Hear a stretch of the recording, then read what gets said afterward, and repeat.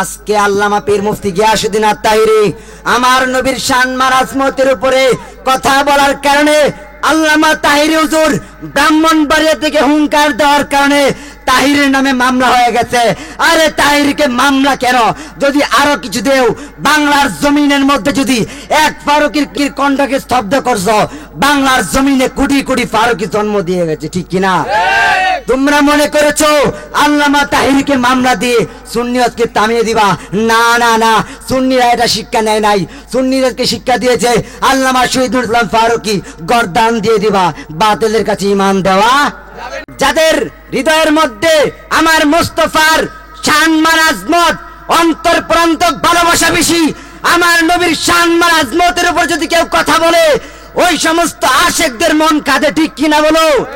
ওই সমস্ত আশেকরাই পাগল পাড়া হয়ে কানকার পীর কখনো রাজপথের বীর হয়ে মাঠে হবে, ঠিক কিনা বলো?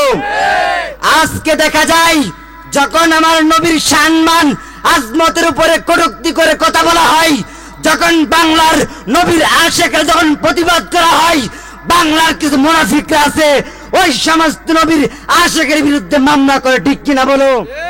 আমরা ওই সমস্ত মামলাকে ভয় পাই না, কারণ আমার রাসূল শিক্ষা দিয়েছে লা ইমিনু আহাদুকুম হাত্তা কুনা হাব্বা ইলাইহি মিন ওয়ালিদিহি ওয়া ওয়ালাদিহি ওয়ান নাসি আজমাইন। রাসূলকে যে জানের চাইতে বেশি না ভালোবাসতে পারবে, সে কখনো ইমানদার হতে পারবে না, ঠিক কিনা বলো? আমার রাসূল বলেছেন, যে ব্যক্তি আমি রাসূলকে তার জীবনের চাইতে বেশি না ভালোবাসতে পারবে, সন্তানাদি স্ত্রী পড়তো সব কিছু ফিদা, মোস্তফার জন্য আমরা সবাই ফানা, ঠিক কিনা বলো?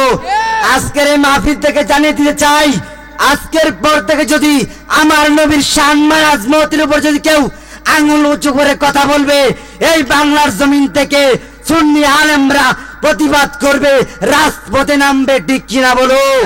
যদি বাঁচতে হয় নবীর প্রেম নিয়ে বাঁচবো, ঠিক কিনা?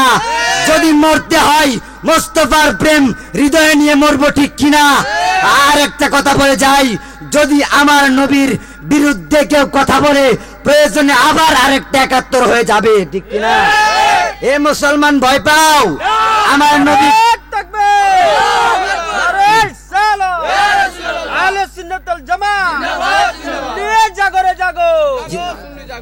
আজকে আল্লামা পীর মুফতি গিয়াসউদ্দিন আত-তাহিরি আমার নবীর শান মারাজমতের উপরে কথা বলার কারণে আল্লামা তাহিরি হুজুর ব্রাহ্মণবাড়িয়া থেকে হুঙ্কার দেওয়ার কারণে তাহিরের নামে মামলা হয়ে গেছে।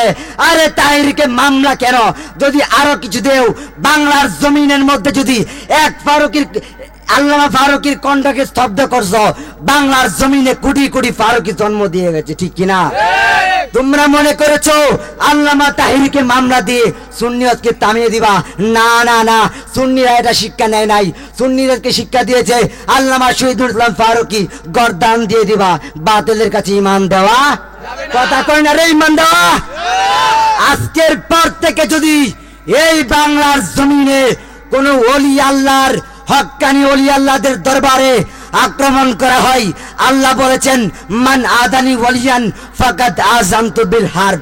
যে আমার ওলি আল্লাহর বিরুদ্ধে কথা বলবে, আমি আল্লাহ তার বিরুদ্ধে যুদ্ধ ঘোষণা করি।